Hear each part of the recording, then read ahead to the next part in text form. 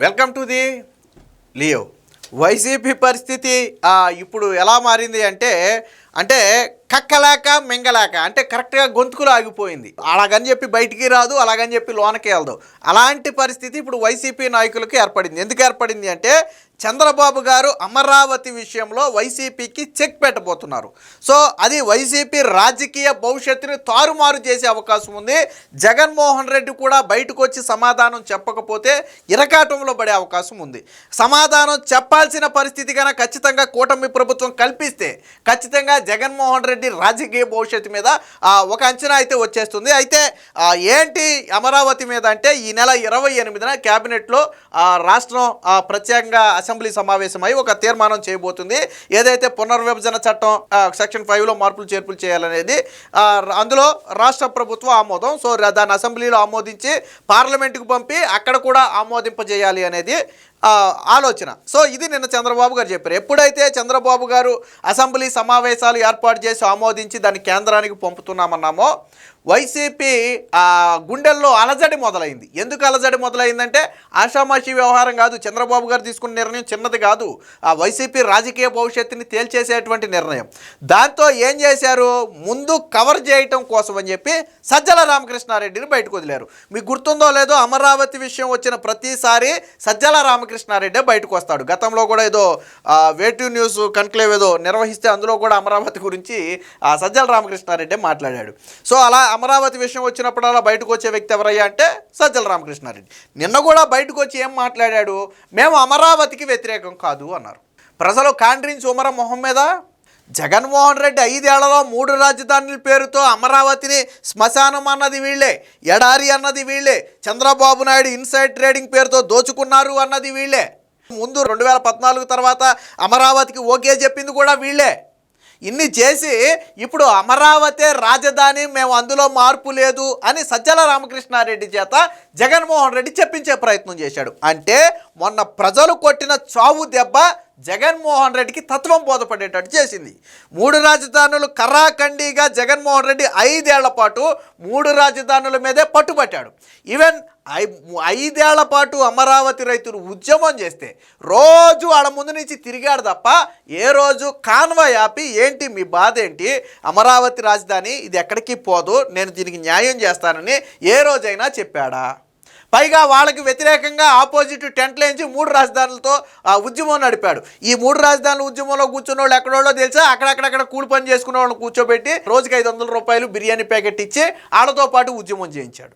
చేయించి వీళ్ళ జగన్మోహన్ రెడ్డికి ఇసుకొచ్చింది తప్ప అమరావతి రైతులు పోలా. ఎందుకంటే వీళ్ళు కూలికి వస్తారు, కూర్చుంటారు, టెంట్లో వెళ్ళిపోతారు. బట్ రైతులు అలా కాదు. భూములు ఇచ్చి ఒక మనోవేదనతో, ఒక భూమితో ఉన్నటువంటి ఒక అటాచ్మెంట్తో వాళ్ళు భవిష్యత్తు తరాలు బాగుపడాలనే ఉద్దేశంతో ఇచ్చినటువంటి భూమి కాబట్టి వాళ్ళు నిలబడ్డారు. ఇప్పుడు జగన్మోహన్ రెడ్డి అమరావతి రాజధాని అంటే ఊరుకుంటారా, నమ్ముతారా? పోనీ నేను వీళ్ళు వదిలే కానీ వైసీపీ నాయకులనే తీసుకుందాం. ప్రజలైతే కాండ్రించి మొహం మీద వస్తారు. మన ఎన్నికల్లో తీర్పు అదే. జగన్మోహన్ రెడ్డి 3 రాజధానుల పేరుతో వెళ్ళాడు, చంద్రబాబు నాయుడు గారు అమరావతి పేరుతో వెళ్ళారు. ప్రజలు ఏం చేశారు, అమరావతికి జై కొట్టారు. జగన్మోహన్ రెడ్డి ప్రతిపక్ష హోదా కూడా ఇవ్వాలి. సో కాబట్టి రాష్ట్రం మొత్తం తిరస్కరించింది. ఈవెన్ జగన్మోహన్ రెడ్డి చెబుతున్న వైజాగ్ కూడా ఈడ్చీడ్చి కొట్టింది జగన్మోహన్ రెడ్డి. కాబట్టి అమరావతి రాజధాని అని రాష్ట్రం ఒప్పుకుంది, అందులో నో డౌట్. అయితే ఇక్కడ సజ్జల రామకృష్ణారెడ్డి ఏం మాట్లాడాడో ఒకసారి చూడండి. ఫస్ట్ జగన్మోహన్ రెడ్డి గారు వైఎస్ఆర్ కాంగ్రెస్ పార్టీ ఎన్ని లక్షల కోట్లు అవుతే ఇది పూర్తవుతుందో తెలియని ఊహాజనితమైన చంద్రబాబు నాయుడు గారి ప్లాన్ ఏదైతే ఉందో దానికి పెట్టిన అమరావతికి వ్యతిరేకం.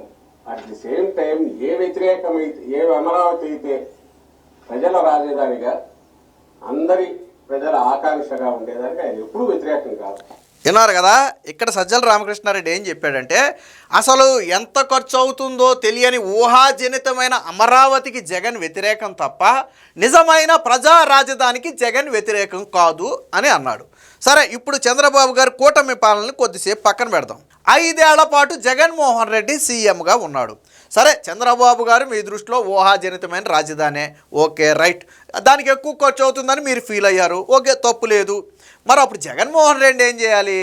చంద్రబాబు నాయుడు గారు ఇదిగో ఇన్ని లక్షల కోట్లు అవుతుందన్నారు అమరావతికి, సో అంత ఖర్చు అవసరం లేదు, ఒక 5,000 కోట్లతోనో 10,000 కోట్లతోనో మనం అమరావతిని కూడా నిర్మించవచ్చు అని చెప్పి జగన్మోహన్ రెడ్డి ఒక ప్లాన్ రెడీ చేసి ఎందుకు 5 ఏళ్లలో అమరావతి నిర్మాణాన్ని చేయలేదు? సజ్జల రామకృష్ణారెడ్డికి స్ట్రైట్ క్వశ్చన్. వైసీపీ నేతలు ఎవరికైనా సరే ఇదే స్ట్రైట్ క్వశ్చన్.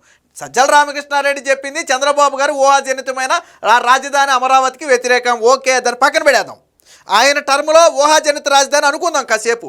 మీ టర్మ్లో ఊహాజనిత రాజధాని కాదు కదా, మీరు ఏ డిసిషన్ తీసుకుంటే అదే రాజధానికి ఇంప్లిమెంట్ అవుతుంది కదా. మరి అలాంటప్పుడు ఇదిగో అంత ఖర్చు కాదు, ఇంత ఖర్చు అయితే మనం భరించగలం, ఇంత ఖర్చుతో కూడా మనం చెయ్యొచ్చు, ఇదిగో ఇన్ని ఎకరాలు అవసరం లేదు, ఇన్ని ఎకరాలు అయితే చాలు, ఇన్ని ఎకరాలతో మనం రాజధాని కట్టొచ్చు అని ఒక ప్లాన్ రెడీ చేసి ఎందుకు అమరావతిని డెవలప్ చేసే ప్రయత్నం జగన్మోహన్ రెడ్డి చేయలే? ఎందుకు 3 రాజధానుల పేరుతో వైజాగ్లో ఉండటం కోసం ఇల్లు రుషికొండకు గుండు కొట్టి మడి ఇల్లు ఎందుకు కట్టుకున్నాడు జగన్మోహన్ రెడ్డి? సజ్జల రామకృష్ణారెడ్డి ఎవరి చెవులో పూలు పెట్టాలని చూస్తున్నావు? నేను అడుగుతున్నా. నువ్వు చెప్పింది ఏంటి? అసలు వాస్తవ రాజధానికి మేము అది అన్నాం. ఆ వాస్తవ రాజధాని అంటే 5 ఏళ్లలో మీరు చూపించవచ్చు కదా. నేను అడిగేది అదే. వాస్తవ రాజధాని అంటే ఏంటి, ఊహాజనిత రాజధాని అంటే ఏంటి? ఆ రెండింటికి డిఫరెన్స్ చెప్పు నువ్వు. చంద్రబాబు నాయుడు గారి తరంలో ఊహాజనితం అన్నావు, ఖర్చు ఎక్కువ అన్నావు. ఓకే, పక్కన పెట్టు. 5 ఏళ్ల పాటు సీఎంగా ఉంది జగన్మోహన్ రెడ్డి. నువ్వు కూడా అప్పుడు కీలక పాత్ర పోషించావు, గవర్నమెంట్లో నెంబర్ 2 స్థానాన్ని పోషించావు కదా. మరి అమరావతిలో మీరు చేసింది ఏంటి? అమరావతిని ఎడారి అన్నది ఎవరు? అమరావతిని శ్మశానం అన్నది ఎవరు? అమరావతిలో ఆ వరదల్లో కొట్టుకుపోద్ది అన్నది ఎవరు? అమరావతి భూముల్లో పునాది లేదు అన్నది ఎవరు? ఎవరా సజ్జల రామకృష్ణారెడ్డి? ఎవరన్నారు ఇవన్నీ? మరి ఎవరిని మోసం చేయాలనుకుంటున్నావు నువ్వు? అంటే అమరావతి ప్రజలు, అమరావతి విషయంలో రాష్ట్ర ప్రజలు కావచ్చు, మొన్న కొట్టిన చావు దెబ్బ జగన్మోహన్ రెడ్డికి ఎంత బలంగా తగిలిందో ఇప్పుడు సజ్జల రామకృష్ణారెడ్డి మాటల్లో అర్థమవుతుంది. ఎస్, సజ్జల రామకృష్ణారెడ్డి మాటల్లో భయం కనపడుతుంది. ఆ భయం సజ్జల రామకృష్ణారెడ్డిది కాదు, జగన్మోహన్ రెడ్డిది, వైసీపీ పార్టీది ఆ భయం. ఎందుకంటే మొన్న ప్రజలు ప్రతిపక్ష హోదా కూడా ఇవ్వకుండా కొట్టిన చావు దెబ్బ ఉందో చూసారా? భయం అంటే ఏంటో జగన్మోహన్ రెడ్డికి పరిచయం చేసింది. వాళ్ళు చెప్పుకుంటారు కదా, భయం ఎరగని ధీరుడు వీరుడు అని చెప్పుకుంటారు కదా. అలాంటి వ్యక్తికి కూడా మొన్న ఎన్నికల్లో ప్రజలు కొట్టిన చావు దెబ్బ కళ్ళంట చెవులంట రక్తం తెప్పించింది. ఆ భయంతోనే ఇప్పుడు చంద్రబాబు గారు అమరావతి విషయంలో తీర్మానం కోసం అసెంబ్లీ ఏర్పాటు చేస్తున్నాం అనగానే సజ్జల రామకృష్ణారెడ్డి ఉలిక్కిపడి బయటకు వచ్చాడు. అసలు ఉలిక్కి పడింది జగన్మోహన్ రెడ్డి. సజ్జల రామకృష్ణారెడ్డిని బయటికి పంపి ఇప్పుడు అమరావతికి మేము వ్యతిరేకం కాదు అని చావు కబురు చల్లగా చెప్పించినట్టుగా చెప్పిస్తున్నాడు. ప్రజలు ఏమైనా పెచ్చోళ్ళ సజ్జల రామకృష్ణారెడ్డి? నేను అడుగుతున్నా, ప్రజలు ఏమైనా పెచ్చోళ్ళ? ఏ రోజైనా అమరావతి రాజధాని అనే మాట జగన్మోహన్ రెడ్డి నోట వచ్చిందా? అరే 30,000 ఎకరాలు ఉండాలి, 35,000 ఎకరాలు ఉండాలని జగన్మోహన్ రెడ్డి ఒప్పుకున్నాడు కదా నాయన. మేము వస్తే అమరావతిని ఎలా నిర్మిస్తామో అని చెప్పి మీరు ఒక డాక్యుమెంటరీ కూడా విడుదల చేశారు కదా అప్పట్లో. మరి అలాంటిది ఈరోజు ఎందుకు ఈ మాటలు? ఇంకేం మాట్లాడాడో ఏనండి ఒకసారి. కాదు కాబట్టి 19 ఎన్నికలకు ముందే మనం నిలబడిన ఇక్కడ చంద్రబాబు నాయుడు కంటే చాలా ముందే భూమి కొనుక్కొని ఇక్కడే ఆఫీసు, ఇక్కడే ఇల్లు కూడా కట్టుకున్నారు శాశ్వతంగా. కాబట్టి దీని మీద మా స్టాండ్ అనేది ప్రత్యేకంగా చెప్పడానికంటూ ఏమీ లేదు. అది ఆయన చంద్రబాబు నాయుడు ఈ తీర్మానం చేయడం ద్వారా ఏం ప్రూవ్ చేసుకుంటున్నారంటే తన డ్రామా ఇంకొక కొత్త డ్రామాకు తెరలేదు. సో ఇది అసలు భయం ఏంటంటే చంద్రబాబు గారు తీర్మానం అనగానే వైసీపీ గుండెల్లో ఒక బాంబు బ్లాస్ట్ అయింది. అది ఎలాంటి బాంబు అంటే న్యూక్లియర్ బాంబు లాంటి ఒక బాంబు బ్లాస్ట్ అయింది. ఎందుకు బ్లాస్ట్ అయిందంటే ఇది ఆషామాషి వ్యవహారం కాదు. చంద్రబాబు గారు చెక్ పెట్టబోతున్నారు వైసీపీకి. వైసీపీ రాజకీయ భవిష్యత్తు కూడా దీని మీద ఆధారపడి ఉంటుంది. సో అందుకనే అంటాడు మళ్ళీ ఇంకోటి పాత సేమ్ డైలాగు. నేను ఇక్కడ ఇల్లు కట్టుకున్నా, నేను ఇక్కడ స్థలం కొనుక్కున్నా, చంద్రబాబు నాయుడికి ఇల్లు లేదు కానీ నాకు ఇల్లు ఉంది. జగన్మోహన్ రెడ్డి ఇప్పుడు ఏ ఇంట్లో ఉంటున్నాడు నేను అడుగుతున్నా? శాశ్వతంగా ఇల్లు కట్టాడని చెప్పి నువ్వు నొక్కి చెప్పావు కదా. ఆ ఇంట్లో జగన్మోహన్ రెడ్డి ఓడిపోయిన తర్వాత ఉంటున్నాడా? ఇల్లు అంటే కష్టం వచ్చినా నష్టం వచ్చినా మనం అందులోనే ఉంటాం. మరి జగన్మోహన్ రెడ్డి ఉంటున్నాడా? ఈ 21 నెలల్లో కరెక్ట్గా 30 రోజులు జగన్మోహన్ రెడ్డి కాలు గదపకుండా తాడేపల్లి ప్యాలెస్లో ఉన్నాడా? Open challenge.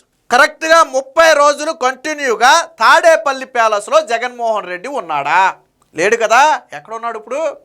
బెంగళూరు ప్యాలెస్లో ఉన్నాడు. షర్మిల వాటాది. పాపం షర్మిలకు అన్యాయం చేసి షర్మిలకు వెన్నుపోటు పొడిచి అందులో జగన్మోహన్ రెడ్డి ఉంటున్నాడు ఇప్పుడు కదా. మరి నువ్వు చెప్పావు కదా మేము ఎక్కడే ఇల్లు కట్టుకున్నామని, మరి ఓడిపోతే ఎందుకు పారిపోయాడయ్యా అంటే మీకు ఇల్లు అనేది కేవలం ఓట్ల కోసం రాజకీయం కోసం మాత్రమే కావాలా.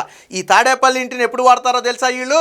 ఈ అమరావతి ఇష్యూ వచ్చినప్పుడు వాడతారు. మీకు గుర్తుందో లేదో 2019 ఎన్నికల సమయంలో కూడా జగన్ సేమ్ డైలాగు, చంద్రబాబు నాయుడికి ఇక్కడ ఇల్లు లేదు నాకు ఇల్లు ఉంది. రోజాతో చెప్పించాడు ఏమని, మా నాయకుడు ఇక్కడే ఇల్లు కట్టుకున్నాడు, ఇక్కడే ఉన్నాడు, అమరావతి రాజధాని కాబట్టే అందరికంటే ముందు ఇల్లు కట్టుకున్నాడు అని చెప్పి రోజాతో చెప్పించారు. వాళ్ళ నాయకులు అందరూ కూడా ఆ మాట చెప్పారు. ఇప్పుడు మళ్ళీ పాత చింతకాయ పచ్చడి మళ్ళీ తిరిగేస్తున్నాడు. ప్రజలు బోరు కొట్టింది, మార్చండి ఏదైనా. మళ్ళీ అదే ఇల్లు కట్టుకున్నాం అదే. ఇప్పుడు నేను అడుగుతున్నా కదా, జగన్ ఎందుకు లేడు 21 నెలల్లో ఆ ఇంట్లో ఎందుకు లేడు అంటే, గెలిచి సీఎంగా ఉంటే మాత్రం ఇంట్లో ఉంటాడు, ఓట్లు అవసరమైనప్పుడు మాత్రం ఇంటిని వాడతారు, కానీ ఓడిపోతే మాత్రం పారిపోతాడు పక్క రాష్ట్రానికి. అదా మీరు చెప్పే క్రెడిట్? అంటే వైసీపీలో ఎంత భయం పుట్టింది అనడానికి సజ్జల రామకృష్ణారెడ్డి మాటలే ఒక ఉదాహరణ. ఏది ఏమైనా అమరావతి విషయంలో వైసీపీ ద్వంద్వ వైఖరి ప్రజలకు తెలుసు. మొన్న ఎన్నికల్లోనే బయటపడింది. 3 రాజధానులు అనే దాన్ని పూర్తిగా తిరస్కరించారు. ఇప్పుడు అమరావతి రాజధాని అని జగన్మోహన్ రెడ్డి ముక్కు నేలకు రాసి ప్రజలకు బహిరంగ క్షమాపణ చెప్పి ఒప్పుకున్నా కానీ రాష్ట్ర ప్రజలు మాత్రం జగన్మోహన్ రెడ్డిని ససేమిరా నమ్మరు. గొర్రె కసాయి వాడిని నమ్మినట్టుగా 2019 ఎన్నికల్లో పాపం ప్రజలు నమ్మారు, జగన్మోహన్ రెడ్డి మోసపూరిత మాయమాటలు నమ్మారు. కానీ జగన్మోహన్ రెడ్డి నైజం చూసిన తర్వాత ప్రజలు అనేవాడు ఎవడు నమ్మరు. సో దొంగ చేతికి తాళాలు ఎవరైనా ఇవ్వాలనుకుంటారా, లేకపోతే హంతకుడి చేతులకి కత్తి పెట్టాలని ఎవడైనా అనుకుంటాడా? సో రెండు ఒకటే. ఇక్కడ జగన్మోహన్ రెడ్డికి చేతిలో రాష్ట్రాన్ని పెట్టడం అంటే దొంగ చేతిలో తాళం పెట్టడం, హంతకుడి చేతిలో కత్తి పెట్టడం లాంటిది. ఆల్రెడీ రాష్ట్రాన్ని గత 5 ఏళ్లలో చేసినటువంటి విధ్వంసం మనందరం చూసాం. కాబట్టి సజ్జల రామకృష్ణారెడ్డే కాదు, జగన్మోహన్ రెడ్డి బయటకు వచ్చినా సరే, అమరావతి రాజధాని అని బహిరంగ క్షమాపణ చెప్పి లెంపలేసుకున్నా సరే ప్రజలు మాత్రం ఒప్పుకునే పరిస్థితి లేదు. జగన్మోహన్ రెడ్డి దొంగ డ్రామాలను ఇక నమ్మే పరిస్థితి అసలే లేదు.